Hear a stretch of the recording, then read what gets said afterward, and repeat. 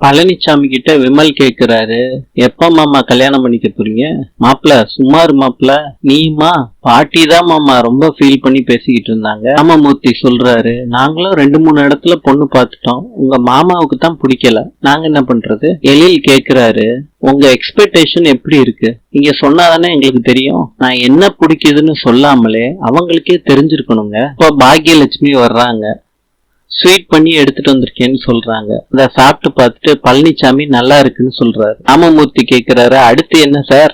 எல்லாமே எங்க அம்மா தாங்க, எங்க அம்மாவை நல்லபடியா பாத்துக்கணுங்க. இந்த சமயத்துல பாக்யா பழனிசாமியோட அம்மாவை உட்கார வைக்கிறாங்க. அடுத்தது சார், என் அக்கா தங்கச்சிய அவங்க அக்கா தங்கச்சி மாதிரி கவனிக்கணுங்க, எனக்கு அது போதுங்க. அப்ப பாக்யா ஸ்வீட் கொடுக்கறாங்க உங்க அக்கா தங்கச்சிகளுக்கு. அக்காவுக்கு இனிப்பு இல்லாதது, தங்கச்சிக்கு இனிப்பு உள்ளதுன்னு கொடுக்கறாங்க. இப்ப தங்கச்சி சேலையில வடிஞ்சிருது, அத பாக்யா தொடச்சு விடுறாங்க. ஈஸ்வரி கேக்குறாங்க, வேற என்னமாச்சு ஐடியா இருக்கா சார் அப்படின்னு கேக்குறாங்க. இப்ப பழனிசாமி சொல்றாரு, என் மண்டைக்குள்ள அவங்கள பார்த்தோன்னே லைட் எரியணும். பாக்யா இருந்த ரூம்ல பவர் போச்சு, சொன்ன டயத்துல பவர் வந்துருச்சு, லைட் எல்லாம் எரியுது. என்ன மாமா உங்க தலையில லைட் எரியணும்னு சொன்னீங்க, நான் போட்ட சீரியல் லைட் எல்லாம் எரியுதே மாமா. இல்ல அடுத்து என்ன? அவ்வளவுதான்மா. என்ன தம்பி வெக்கப்படுற, சிரிக்கிற? அக்கா நான் சொன்னா கேப்பியாக்கா? சொல்லு தம்பி, இந்த பக்கமா போயிடாக்கா. வெக்கத்துக்கு காரணம் பாக்கியாவா? சரி போக்கா, நானும் பாத்துக்கிட்டு இருக்கேன்டா.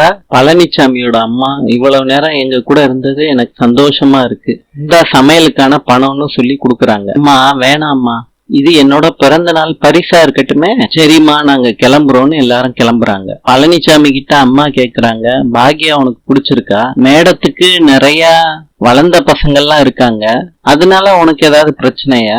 அதனால எனக்கு ஒண்ணும் இல்ல அம்மா, தம்பிக்கு பிரச்சனை இல்லையா? அக்கா சும்மா இருங்கக்கா, மேடம் ஏதாவது நினைச்சுக்க போறாங்க, நீங்க நான் சொல்ற முடிய அமைதியா இருங்க. எழில் கிட்ட பாக்யா சொல்றாங்க, முத பொண்ண பார்க்கலாம், பேசி பார்க்கலாம், சம்மதிச்சாங்கன்னா நான் பழனிசாமி கிட்ட நான் பேசிக்கிறேன், அவரு என் மேல ரொம்ப மதிப்பு வச்சிருக்காரு. நாளை சந்திக்கலாம். இன்று சைப்ரஸின் நாணயம் யூரோ, நாளை பார்க்கலாம்.